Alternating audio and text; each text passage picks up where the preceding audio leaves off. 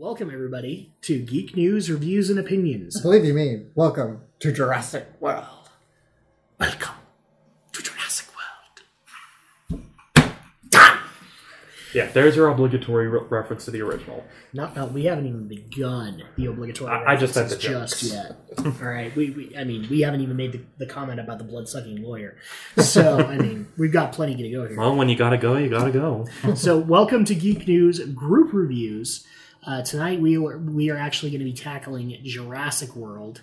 We know we're a couple of weeks off, but well, E3 happened around the same time, so we couldn't really fit them in aside from this. I also apologize for my voice because apparently, well, life didn't agree with me and decided that I needed to get strep throat a third time this year. So if I'm a little hoarse, I apologize. We'll make it work. But I am being joined by my panel, which is Alex the Shadow Blazer Shorts. How are we doing tonight? I'm doing pretty well, actually. All right. Are you ready to be eaten by some raptors? I think I'm more ready to be eaten by a T-Rex. A motherfucking T-Rex. Indeed. And then we are also being joined by Stephen Romney of Romney's Review, Studio Ghost, a.k.a. Studio Phantasma. Are you ready for the motherfucking T-Rex? Well, technically I was ready before and I already knew it was coming, so... Yeah, this is true. Because for the record, this is my second time seeing this film, yes. if any of you have seen my review on my channel, so... Yes, and we actually also advertised it on Facebook. Also, we're being a little bit quiet because it is like 10 o'clock at night, so we don't want to wake people up, but we'll make that work. Yeah. So let's just go ahead and get into the nitty-gritty here. So usually, for people who don't know the format of the Geek News Group Reviews, first of all, welcome. You must be new here. Second of all, now, unlike our reviews, where we go very spoiler-heavy, I'm going to have to test Alex here because we're gonna actually not be that spoiler-heavy. We're going to discuss basically, what we expected from this film and what we actually got out of it. Which, being a Jurassic Park film, if you aren't walking into that expecting the dinosaurs to win, I don't know why you're there. I really don't. Yeah. So we're just going to get that right out the window. This is not going to be spoiling anything, and also the statute of limitations on spoilers is a little out there. It's been out for 2-3 weeks now. Yeah. So we're good on that regard. But let's just go ahead and get right into it. So overall, the plot of it, what were people's thoughts on it? Should I start, or do one of you guys want to take it on? Because I remember seeing your review, but I don't remember right off the top of my head. So I don't remember if you came out liking it or disliking it. I had mixed feelings about it because, as I mentioned in my review, it's pretty much, it follows the original film like a template. Yes. Like, beat for beat. It has a lot of the same scenes, a lot of the same moments lifted from the original, except, in my opinion, it lacked kind of the cleverness of it. Yeah. And it also took out one of the key facets that made it work, where the park wasn't open yet in the original, and so they were a lot of the things they were saying was in anticipation, whereas the park is open here, and so having a lot of the same Ian Malcolm dialogue just didn't make a lot of sense. As I pointed out in my review, another problem is that, and this isn't so much with the plot, but just with the execution, is that it felt very dumbed down. It felt like they basically had to spell a lot of things out for the audience this time around, which I understand there hasn't been a Jurassic Park movie for almost a decade. Yeah, because I think the last one, Jurassic Park 3... was what, 2000? 1990? No, 2001. 2001. Yeah, because I was still in elementary school when that came out, and I only even knew about it briefly because it wasn't advertised that much, but basically... Wow, I feel old. I saw it in theaters. Oh, yeah. So did I, but, man, I feel old. Anyway, but yeah, that's... Yeah, I can understand, trying to make it simple for people to understand, but it's just kind of... Basically, it made some of the subtext into the text, where it basically just spelled out something. It had some really obvious lines that just spelled out the whole premise of it for audiences, even though you don't really need to, because it's pretty simple enough as is. I guess this is a question I actually want to bring up to the three of you. Okay, I agree with you. Compared to the previous couple of movies, aside from, little quirks here and there, yes, we were following a Jurassic Park film from beginning to end, and they all are very similar in design. But Was I the only one that when the dinosaurs are basically let loose in the park, I just had the feeling that, like, whomever was directing got kicked out and Roland Emmerich took over? No. I didn't quite think like that. Dude, there were a couple of, like, really big disaster shots, especially, like, when they did the pterodactyls coming in. Well, yeah, I mean, there was some serious moments of just overkill where just let the person get eaten and call it a day. Exactly. You don't need to repeatedly drop them into the water over and over again. We get it. They're gonna die. You don't have to hammer it home. Or the other problem was, like, they gave the kind of the faintest glimmer of hope, and boom, it's gone. They're eaten. And it's just like, please, could you just have had them eaten to begin with? I mean, we already knew as soon as they got grabbed, they weren't coming out of that. Yeah. I mean, the best example is the one assistant girl, because, I mean, they show her getting thrown around by the pterodactyls, and then she gets out of the grip, but she's in the tank, and we know she's in the tank. And then the pterodactyls come down, and you think for the slightest inkling she's going to get away, and then what was it, Mosasaurus? Big fish basically comes in and snaps the jaws. Yeah, and it's kind of the case of it didn't need to be as long as it needed, because you could have just had her land in a tank, and then the Mesosaur, like Chauncey, you didn't need the whole thing of the pterodactyl trying to get her out of the water constantly, especially knowing just the whole thing with water tension. I mean, if the Mesosaur didn't kill her, there was no way she would live. Broken bones to getting exactly. And so it's just kind of a case of, don't waste her time. We know she's dead. Just let her die. And it just made me giggle the entire time. It's just like, we know as soon as she got... I heard audiences in the back of us laughing. No, dude. Dude, I literally heard, like, kids in the back just like... kids. Oh, yeah, you did. I mean, it was just like that. I was like, see, the kids know. I mean, the best example that I can think of that scene reminded me of was Wayne Knight and the Dilophosaurus. Because that scene got dragged way too far out. And as soon as we saw, like, the first time that the full fan had been flailed out, we knew that Wayne wasn't walking away from that. You know, that's just the bottom line of it. And it just made me laugh the entire time. It's like, you're giving this inkling of hope, but this is Jurassic Park, for crying out loud. The only people that have that hope are the main characters. It's pretty much like the only ones that have the hopes are the ones that actually have names. I mean, I hate to even go into this comparison, but you know what? I'm going to do it. The only people that actually have a hope of getting out of here are Chris Redfield, Jill Valentine, and their 2 kids. And that was it. Yeah, or the bad guy. Well, the bad guy was Barry, as far as I was concerned, because he was about as dumb as Barry in some cases. Well, I wasn't meaning like, I just mean like with the scientist, like that guy's more like the Wesker. But I can't help but make like the Resident Evil comparisons, because the plot is about as simple as that. So I mean, overall, that's at least kind of my thoughts on it. I get your kind of mixed review on it, because I mean, I'm mixed on it. Like, I get where people were expecting this to be like a big piece of like a redefining of Jurassic Park, but I literally looked at it and went, it's a Jurassic Park movie. I'm expecting the dinosaurs to win. In fact, I'm kind of surprised that Jeff Goldblum didn't come out as a dinosaur. You know? Now, there's what could have been the voice of the Indominus Rex. Just Jeff Goldblum. Chaos. I mean, I believe. You're dead meat. I mean, he's played a Captain Planet villain. I wouldn't put it past him to being the voice of a dinosaur. Oh, he has. That's right. Oh, my gosh. I'm old.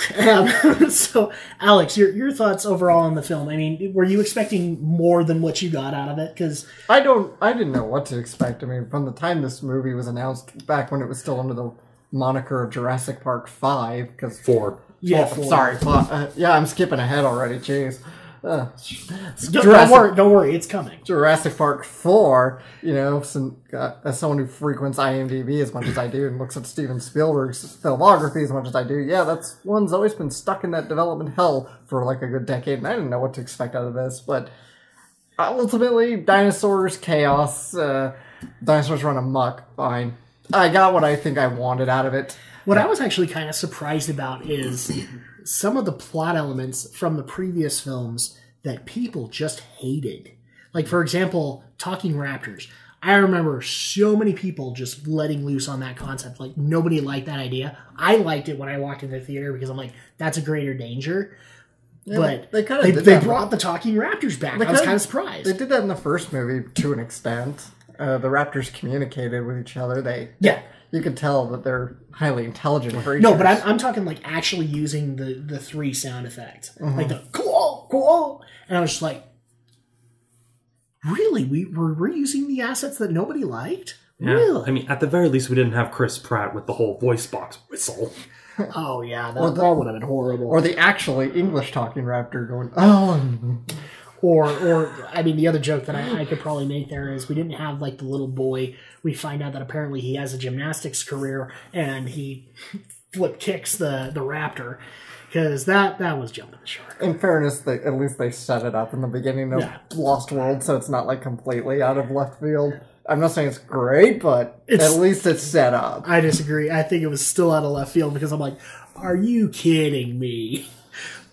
You're basically treating the raptor as if it's taking a left hook to the jaw, and raptors don't do that. Raptors don't care.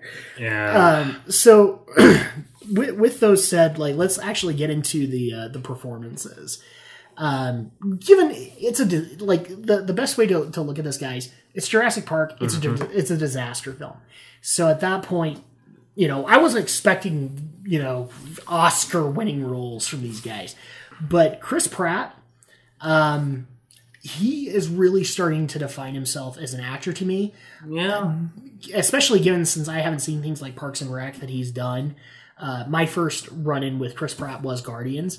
So at that point, I really like that they...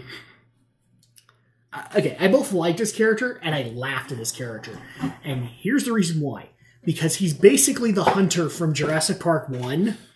Clever girl. Will do. He's literally that, but sexier. Yeah. Now, the way I kind of viewed it is that his character came across to me more or less just like a genetic combination of Dr. Alan Grant and Dr. Ian Malcolm, where he basically had like the whole field experience of Alan Grant, but had the cynicism of Dr. Malcolm. Yeah, except he didn't have like the degree to be able to say that. He just knew he was walking into a dangerous area. And so I will at least give him that credit. He pulled that off. He was the biggest naysayer towards everything that was happening, and that's pretty much what his character needed to be. Now, the leading lady, I don't have a whole lot of good things to say about her because, first of all, her switch, like where she's just an arrogant kind of prick at the beginning. She knows exactly what she's been doing the entire time, and then all of a sudden the dramatic switch for the kids she didn't give a crap about. Yeah. Halfway into the film. And that goes into just another aspect of the plot I just didn't like. I mean, I understand we need to kind of indicate some sort of situation that would like explain why the two brothers were going to this park on their own, but we didn't need to devote as much time to it as we did. Especially when the trailers literally made it out to be that the kids, like this is a required, I don't know if you guys got the feeling with the trailers, but like this was a required field trip for them to go on at some point. Like they had to go and do that. And that never made sense to me, especially since they hammer it back and forth. This is expensive as hell. In my case, I didn't think it was like a required field trip. I thought it was just like a Willy Wonka sort of scenario where because I didn't know the older brother was in there because they didn't show him in the trailers. I just thought, oh, this kid won a contest and he got to go to Jurassic World. That's probably where I was going. I didn't know why the kids were going to be there, but I mean the connection is obviously the sister is like a prominent member in the Jurassic World team, and so she basically hires a person to watch them, and then we have to have this really really thin veiled 180 of the thing you created is out killing things now, and you just barely realize that your your sister's kids are in the park. You know? And so at that point that never it never rang home with me, and so I'm not gonna criticize the woman's performance. I think she did as well. Yeah, Bryce Dallas Howard, she given what she had to work with, she did a pretty good job. It's just, but I don't think there was much time actually in the writing stages for the character, and especially with just how much they dwelled trying to basically tack on the drama of the. It's hard to say what spoiler. I'm not sure if it would count as a spoiler, but it just they could have had that dramatic element be part of it. But the way they handled it just felt, again, goes back to the idea of spelling things out for the audience. They could have had it be a little bit more subtle, which would have made it feel more kind of similar to the other Spielberg films, because Spielberg can handle subtle stuff like that. I mean, if Colin Trevorrow were to approach a reboot of Jaws, he probably would have the whole flashback of the guy explaining the previous encounter with a shark, instead of just having it just be only dialogue and maintaining that level of subtlety. And that's what something that the original had that this film lacked, was that sense of subtlety. And also just that actually reminded me, they tried to have some subtle moments with her, like where she was taking the CEO to see this Indominus Rex for the first time, and he's asking about the sibling.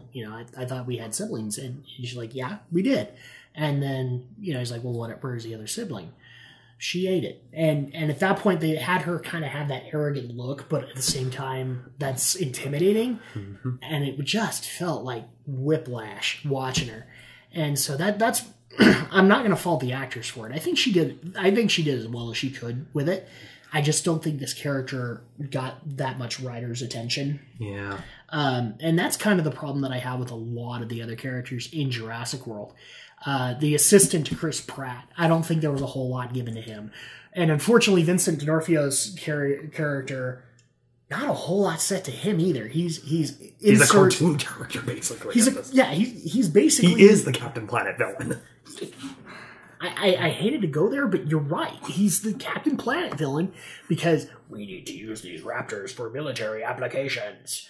And dude, this is how bad that plot was. One of the kids behind me was just like, what are you, stupid? Like, this kid gets it. And she's like, yeah, what are you, stupid? You're going to let these things who basically think they're the top of the food chain out? And it's just like that logic jump, especially when people may remember the scene. If this gets a little spoiler heavy, guys, I apologize, but people remember the scene where he was talking about like the wolf cub he saved. I'm just like, okay, this is going to end up where like the wolf cub killed his wife and he didn't care, and that's what happened. It's just like, yeah, you are kind of stereotypical villain. Yeah, you want to mount the T-Rex's trophy on your wall, kind of thing.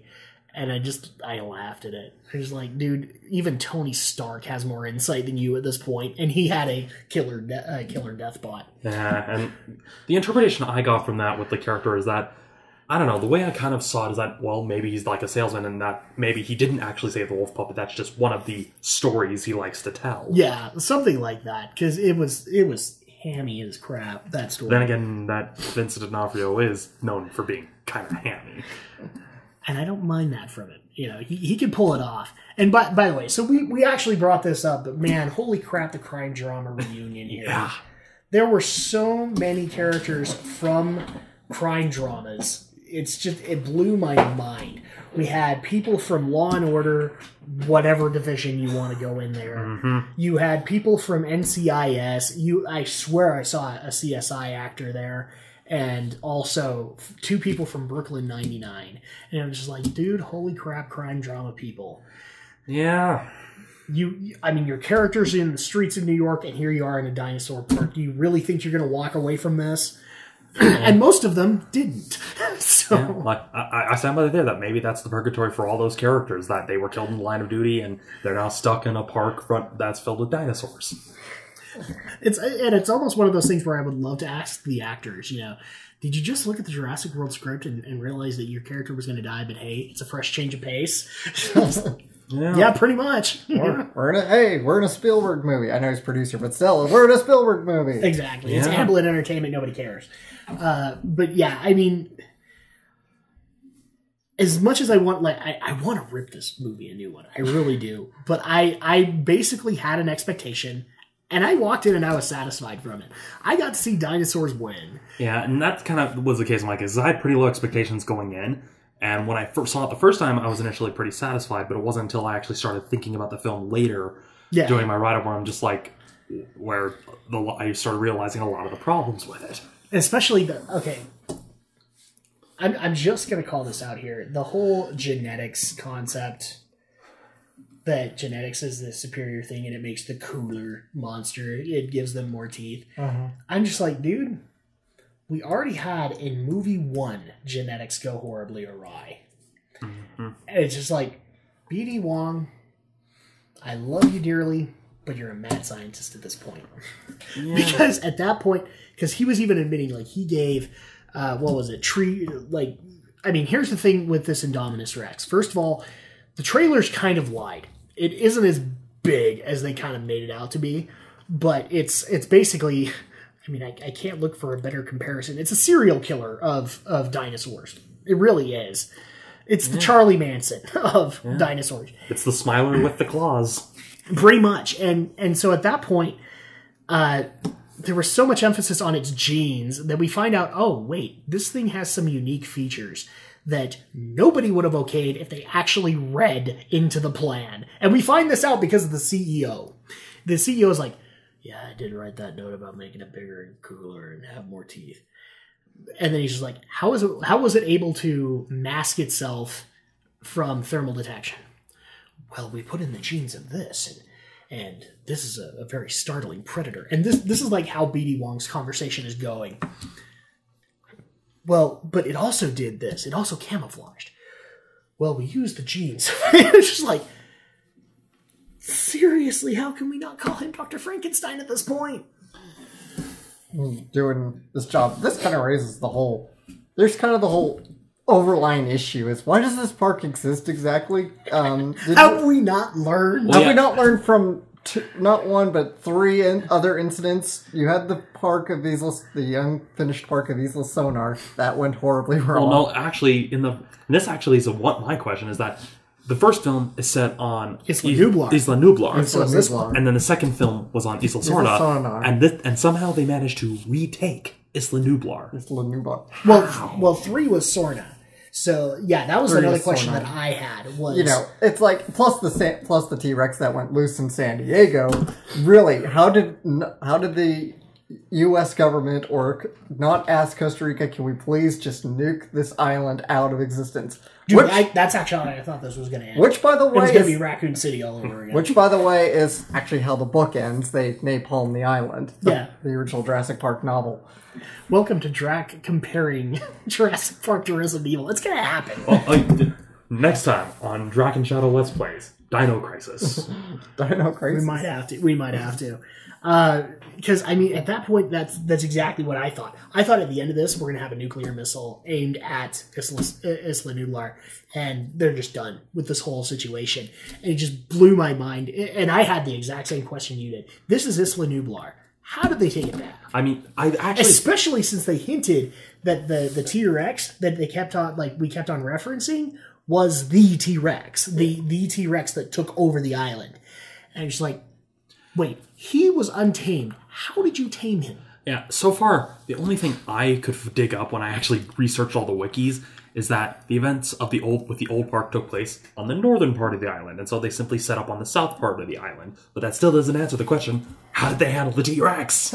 Exactly, and if it was on different parts of the island, then how did the kids actually come across the original visitor center for Isla Nublar? It's just like, what were they thinking? What is the size of the island that they were able to actually make that track over the course of one day? Because this whole thing, I will tell you exactly how big that map is. That map is as big as a World of Warcraft patch continent. That's how big it is. Because everything was like they tried to make it out to be, this is miles away from each other. No, it's a spring walk.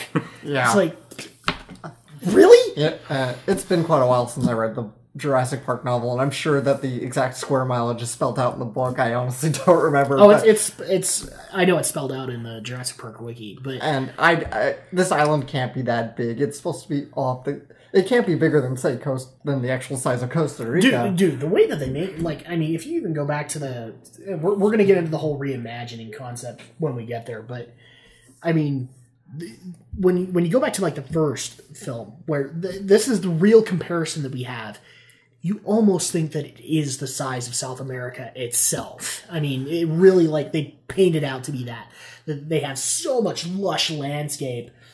And I'm sorry, but an island that big that is able to house an ecosystem for freaking dinosaurs, you don't hide that. That's not uncharted Bermuda Triangle Island on the map, It's not that. And so it's always been one of those laughable plot holes to me. It's like, you can't. No. Because eventually something's going to get out. And then you're going to be screwed because you have to explain it. You know? And things did get out over the course of the other 3 movies. Yes, and that's where back on the original material, that's where the lysine contingency comes into play, is the whole idea that they'd have the faulty gene that they're not fed lysine, they die anyway, so, but whatever, you're right. Which is kind of funny, that never got brought back up. No, but then again, they completely forgot about it for the previous 2 films, for Lost World and Jurassic Park 3. So. No, they didn't forget it in Lost World. They knew that. But, they made up, I think in Lost World, they made up a BS excuse why these dinosaurs actually evolved past it and were able to create their own lysine. But yeah, in 3, they never addressed it. And in this one, it was never addressed. Like, that was supposed to be the kill switch for this entire thing. Mm-hmm. And the way that... Which is, kind of ironic, because they have the original engineer behind all these dinosaurs working for them again. Yes, they did. And the other part is, like, maybe it's just me, like, I may need to watch the first movie again, because this movie made me want to watch it. But they almost made that whole lysine deficiency sound like a kill switch. Mm-hmm. Like, they could instantly activate it. And I'm just like, you have a dinosaur out. Pull the kill switch, damn it. And even then, if it's kind of a case if it's not fed the lysine, that was... As a kill switch, it's something that would have a delay. I mean, it's not like they're going to just drop dead. It's just, you would still have to bide time waiting for the dinosaur to, like... And that's another problem with that idea as a kill switch. And the other part that I just... I have to laugh at this entire time because it gets brought up who knows how many times in the course of these movies. The budget that has to go into a park like this. I mean, it isn't even like given our current economic times, it's not even feasible to open up this park where you're literally spending like hundreds of thousands of dollars just on food for the dinosaurs for a day. And it's just like food, veterinary care. And well, we just had to deal with that earthquake really quick, but now we're back. My little brother, who is a raptor in and of himself, he came in and he threatened to eat us, and it was only because Chris Pratt came in with his 3 raptors on the motorcycle, he saved us. Mainly by throwing a thing of goldfish at him. That seemed to do the trick. Yeah, exactly. I mean, Yeah, never underestimate the power of goldfish. So yeah, back to the point that I was trying to get into. So the financial cost of these parks, like that was the one question I always had in the first movie. How is John Hammond not bankrupt by building one building in that, like one housing of a dinosaur? Because there's just no way that this would work at all. And I love the concept that we're walking into the park and they are in financial trouble. And so they have to go and get sponsors, to which they have the president of, what was it, Verizon? Yeah, they had like a bunch of corporate sponsors there too. Mm-hmm. Yeah, and dude, like the park was littered with them. I mean, we had, like, I was literally so much product placement. Starbucks, Dasani, Brookstone, Ben and Jerry's was Margaritaville, and it was just like, dude, this is like Universal. There's Samsung. This is Universal's. There was a jewelry store there. Pandora. There was Pandora there, and I was just like, what makes you think you just spent like $10,000 on a pass to this place that's the place to propose? Especially since the ring probably, like, this is a tourism industry, it's probably like $20,000. Yeah. So it's just like, none of this is justified financially, but hey, we spared no expense. There you go, John Hammond plug. Spared no expense. Spared no expense. They had the coupon day. Yeah, or maybe that's just and like... you had to bring up the line from the blood-sucking lawyer. All right. Yeah. This movie is just that laughable. And, I mean, I get why people would not, like, enjoy it just based on, we were expecting something new. But, guys, it's Jurassic Park. You were expecting dinosaurs to break out, for Chris Pratt to come out and be a badass, and that happened, and the dinosaurs ultimately to win. Yeah, I mean, it's a Jurassic Park movie for better and for worse. Yeah, exactly. It's just slightly better than some of the previous, but not by much. It's kind of... And it's also to the point where, for a Jurassic Park film, this is pretty formulaic. Yeah. And that's, I think, the problem. That's why I think we aren't going to get a Jurassic Park 5, is because there's such a formula to it now. I don't know if you could do anything that would... That won't stop Universal. I mean, given that this film's close to crossing the $1 billion mark and has been holding the #1 slot for so long, they're going to find a way to inject more life and keep the momentum. Spin-offs. Mm-hmm. I'm just going to call it right now. The next film will be Jurassic Park merging with Transformers, and Steven Spielberg will bring in Michael Bay to direct it. I thought Transformers was Paramount, not Universal. Paramount, yeah. It doesn't matter. Okay. Because Michael Bay knows Steven Spielberg. Well, alternatively, it'll be Jurassic Park crossing into the Universal movie monster universe that they teased at the end of Dracula Untold. You're going to see vampire raptors now. Which we did kind of see. There was the flying dinosaur that had the T-Rex head. Yeah. And the teeth. Yeah. I just like... maybe that's a spin-off. It's like Blue is going to be the connecting thing where it's like Blue meets Dracula, Blue meets Frankenstein, Blue meets the Mummy. And they all end the same way. Frankenraptor, Mummy Raptor, yeah, we really do. And that's the other thing that just made me laugh is we actually had named raptors in this one, and they're all treated like Chris Pratt is the only one that gets these things are not on our side, and then we have Vincent D'Onofrio coming in. It's like, no, they're totally on our side, man. I appreciate it. It's an animal. I get it, and it's like stereotypical villain concept, but I know I wasn't the only one thinking this when they had the whole. All four of them around the motorcycle kind of moment. As soon as they came across the Indominus, I even whispered over to you, I'm just like, what's going to happen when the new Alpha on the block shows itself? The Raptors will turn. And the Raptors turned. Yeah. And it's just like, oh, man. Yeah, there's quite a few riffable moments in this movie. Dude, in fact, in a lot of cases, I kind of agree with you, Romney. We actually need to do like a riff tracks of this film, and maybe even the other ones, just to make fun of all the tropes that they did at those times. Yeah, let's do like a homeward bound version of all the Jurassic Park movies, where we basically it's from the dinosaurs' perspective. We give them all voices. I love the idea. I love it. Hi, Mr. T-Rex. Shiny. And with the raptors like pizza. Or even Pizza. Are those pizza? Or even better, like we had the raptor moment where they all had the cameras and they're looking up the Indominus. Part of me like went in my head and went, "Hi there, my name is Dave and Squirrel." Hi there, because it was a caller basically. Yeah. But okay, so final thoughts on Jurassic World as a whole. Did Jurassic World do what it set out to accomplish? Make the franchise back in the public consciousness? Yeah. Yeah, exactly. So make it relevant? Sort of. Just not in the way that they probably should have. Well, and part of me kind of wonders if Universal looked at this and said, we need more sequels of this, because this is what's going to sell. It's pretty much just going to a case of what franchises can we do to compete with Marvel, because that's why this film made it as far as it did, is because since Marvel started doing really well with their movies, every studio is trying to get their franchise. I mean, again, they were going to do a movie monster cinematic universe. Yes, that's how desperate they were getting, which is why they said, well, that didn't work. What else do we got? Jurassic Park. Yeah, exactly. So at that point, I actually will say that this movie did exactly what Universal wanted it to do.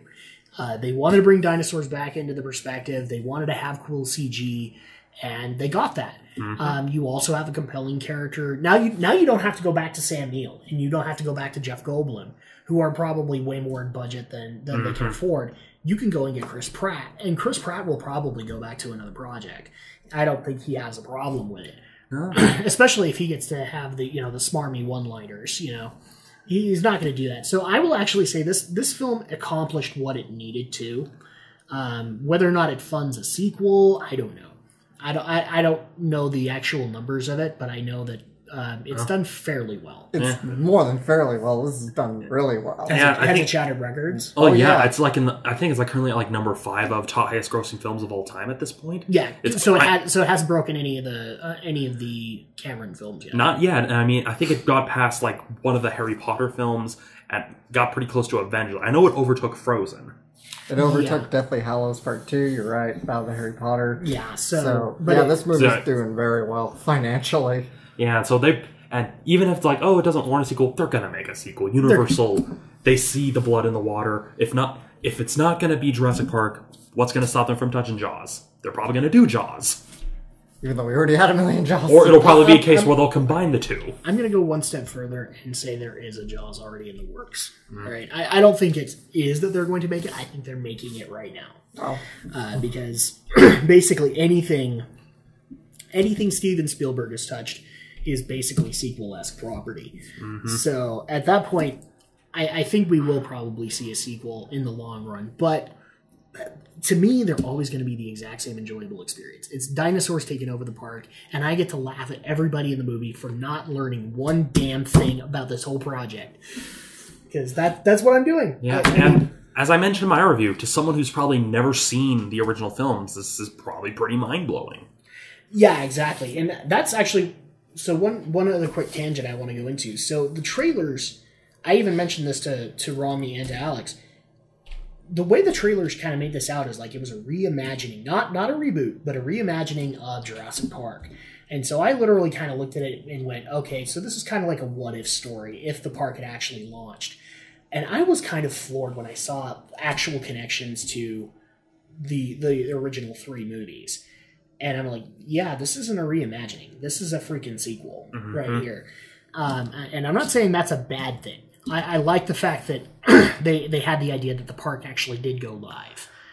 But it makes about as much sense as Umbrella being able to sell whatever chemicals and not have that city go nuked. Yeah, seriously, Universal, get the rights away from Paul W.S. Anderson. Make a Resident Evil Jurassic Park crossover. You will make money, and it'll still be better than the Paul W.S. Anderson films. Except... you need to hire the crappy-ass writer for the original Resident Evil movie, or the original Resident Evil game, because we need to have more Jill Sandwich lines. Yeah, so yeah, bring in Shinji Mikami.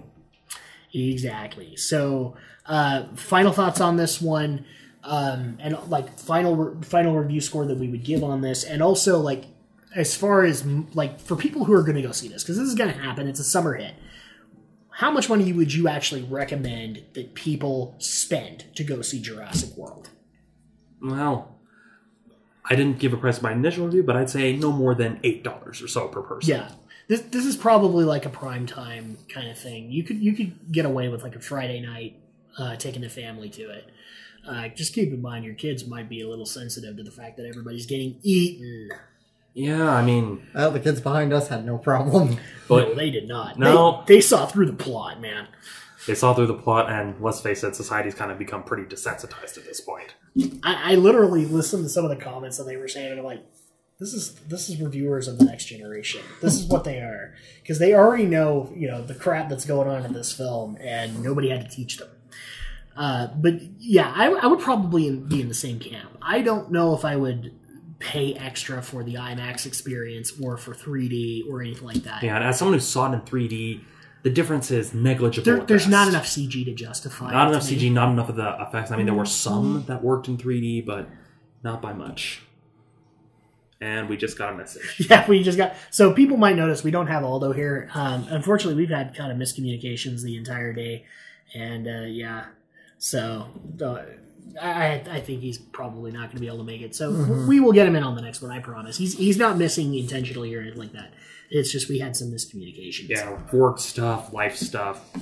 Yeah. I mean, this isn't our main jobs, people. Yeah, exactly.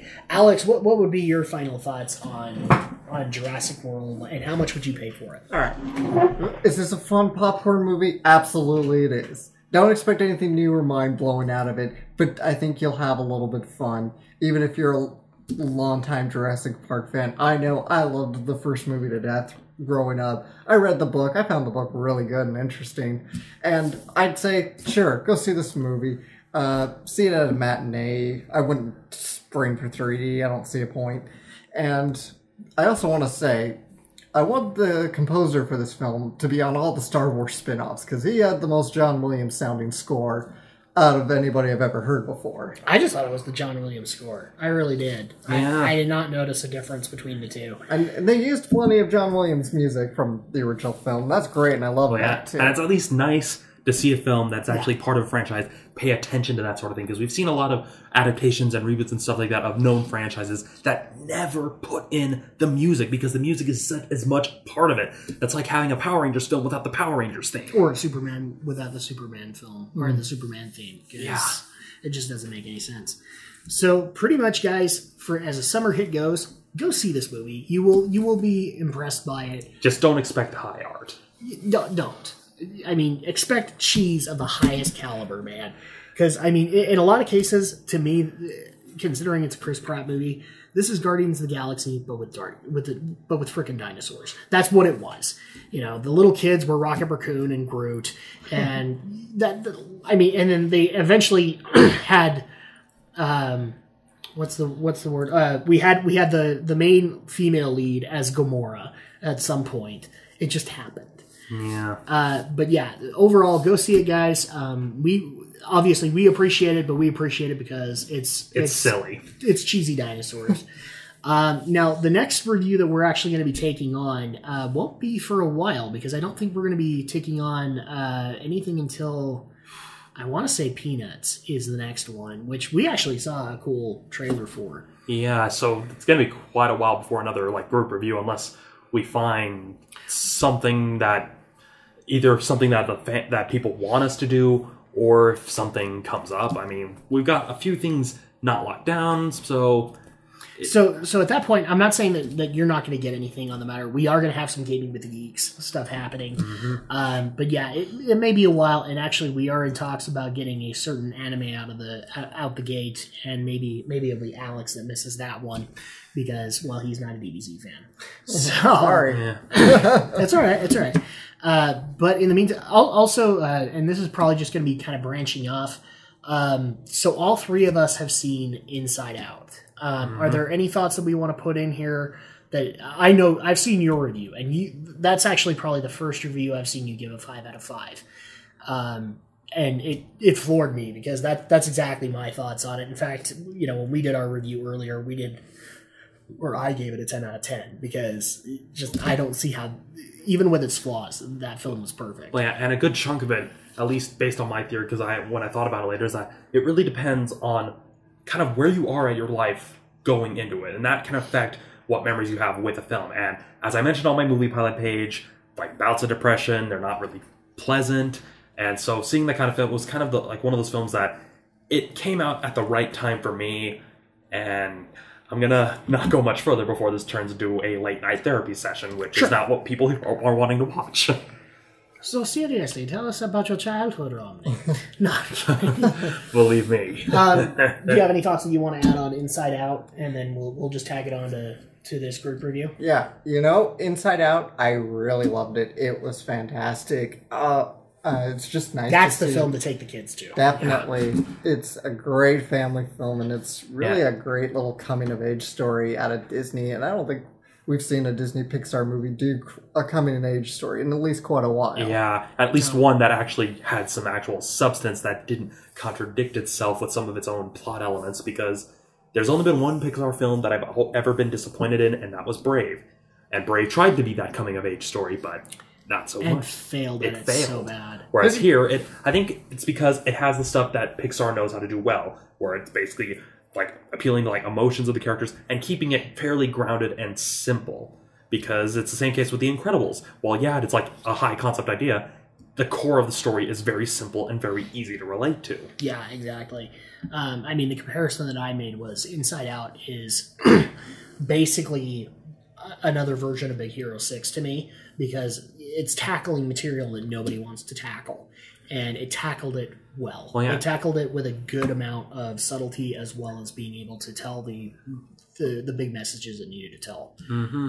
And I swear, Pixar, if the budget for Inside Out 2 goes to planes or cars or trains or anything like that, I may have to go out to Pixar Studios and smack everybody there upside the There head. shouldn't be a sequel. That's my opinion. There should not be a sequel to this film. It does not need it. Maybe if they do follow-up shorts like they did with Toy Story. That's kind of what I would like. A full-on sequel, where could you go with it and still keep it kid-friendly? They did allude to it'd be a teenage movie. Yeah, it would have to be a teenage movie, but Disney's not going to greenlight something that's going to actually communicate to teenagers. if Pixar wasn't latched to Disney, they would probably be able to do a really good exploration of the emotions of teenagers. Disney's not going to greenlight it. It's the same reason why they didn't pick up Back to the Future, because this is kind of too edgy for us. So yeah, exactly. I say because Alex has the Back to the Future shirt and it reminded me. Great Scott. I know this is heavy. So we're going to go ahead and wrap things up for this. You have the reviews of our opinions on Jurassic World and Inside Out. As a nice little addendum. And we actually do have one more segment to bring out tonight. We have a little bit of a Gaming with the Geeks, but this is going to be interesting because we're going to go back to Drax's time where he's an old fart, and we're going to play on a table.